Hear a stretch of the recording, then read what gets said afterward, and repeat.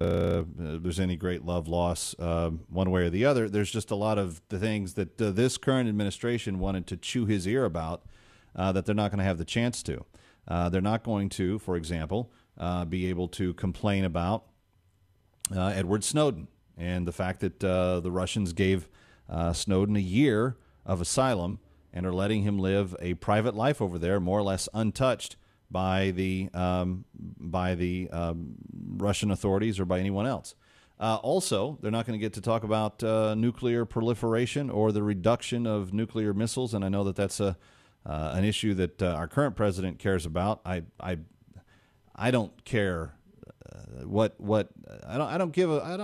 just don't care about the nuclear proliferation issue. As long as we have the most number of nuclear weapons on the planet, I'm okay with that. That's fine with me. As long as we have the most and we can point them where we need to keep people in check, I don't have a problem with that. As an American, I'm okay with that. Let us be the strongest guy on the block. As long as we don't abuse that power, I don't have a problem with that.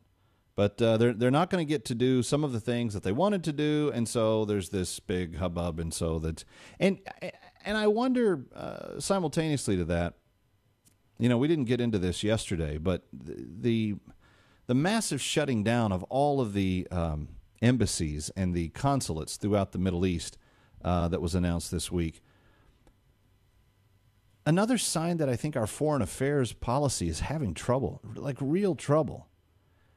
Because when you think about the fact that we are supposed to be the strongest, and we told Al Qaeda, you're not going to get away with this, and we're going to keep you on the run, and we're going to keep, bombing your little rat tails back to the holes in the desert that they crawled out of, and yet we get an alert and we immediately shut down every embassy across the region. How does that make us look? To me, that makes us look fearful and afraid and not confident. I don't know. I just think that foreign policy I think we're a little bit awash in our foreign policy right now. I don't think we know what we're doing. And lastly, not least, but lastly of the major foreign policy headlines today, did you know we still haven't extradited or arrested one person in the September 11th, 2012 bombing and assassination of the Benghazi incidents? We're coming up. This is August. We're 1 month away from September. We're talking about a year almost that's gone by. And we see the guys that we know were involved giving interviews on television networks in other countries. And some of them rather boldly. One of them did an interview with a major national network in whatever country he was stemming from on an open terrace in a Benghazi hotel. So he was still in the same place, still in the same city, and we haven't gone and gotten him. Why? Are we that inept? There was an indictment out for Osama bin Laden's arrest long before 9/11, and we just didn't do anything about it. Are we setting ourselves up to the same dilemma here? I don't have the answer to it, but it sure is worth thinking about, at least from where I'm sitting. Anyway, that's the latest on the major headlines. I don't know if you've been over to onenewsnow.com today, but if you haven't, you need to be. It is the one place to go to get all the information related to news that is intrinsically important to people that have a relationship with the values of the pro-family movement, et cetera, et cetera. And there's details on all of those stories that I just mentioned up on the website right now. By the way, there is a new polling question that is up at onenewsnow.com. This is today's question. Does the military squelching of Christian religious expression seem somewhat inconsistent with what America stands for? And you can vote absolutely, somewhat, or no, and then view the results of the poll of the day. And I always vote in the poll of the day whenever I'm on onenewsnow.com, so I hope you will as well. Most people overwhelmingly saying absolutely it does. All right, I want to get to this. I want to get to this other story that I ran across. Actually, I believe that Breakpoint with Eric Metaxas airs on AFR Talk, doesn't it?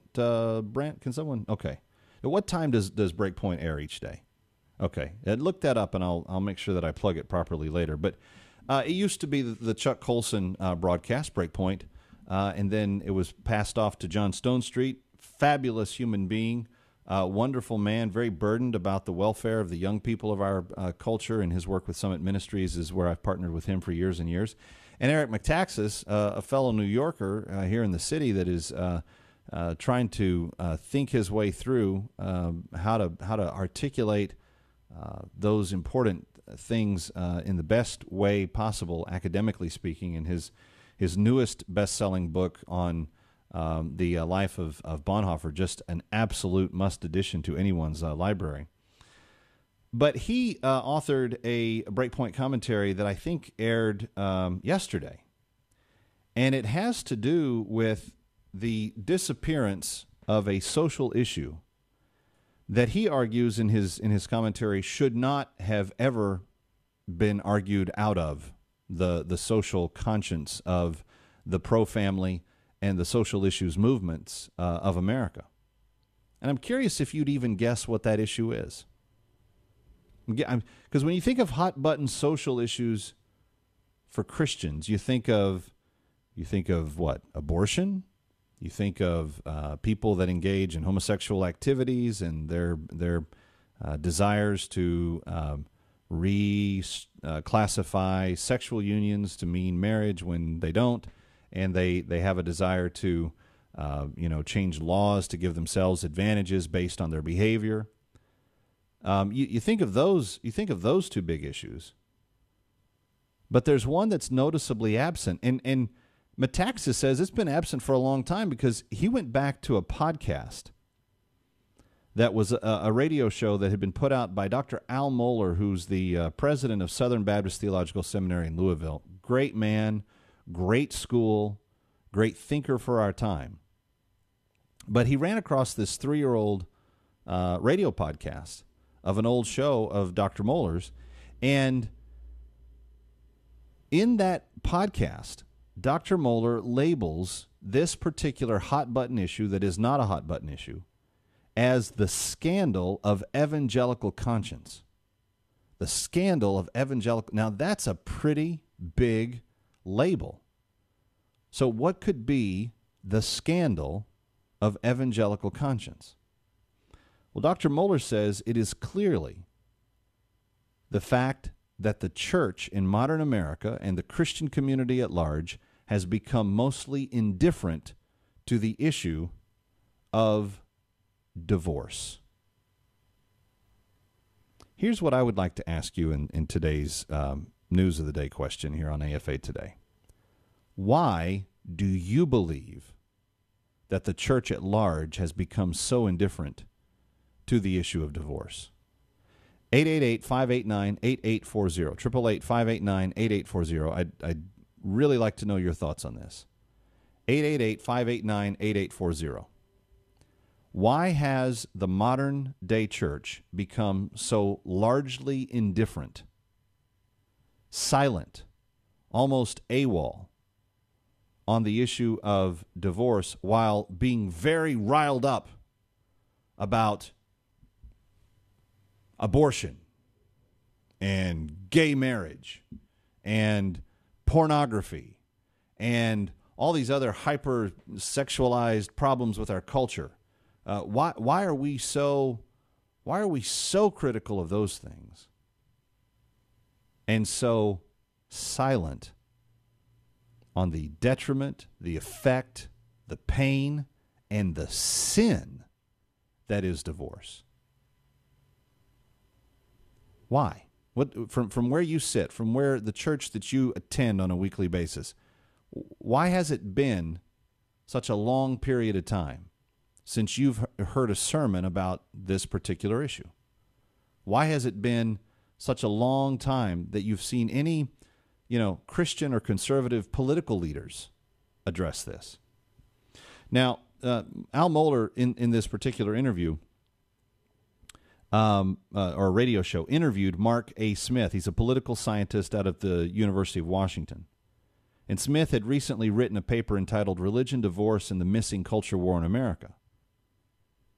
And he said the moral majority doesn't address divorce anymore. And he said, and that doesn't make any sense because from a basic, simple, logical understanding, being concerned with the issue of divorce, in fact, carries a greater direct connection to the daily realities of families in the pro-family movement than any other bellwether cultural war issue like abortion or homosexuality.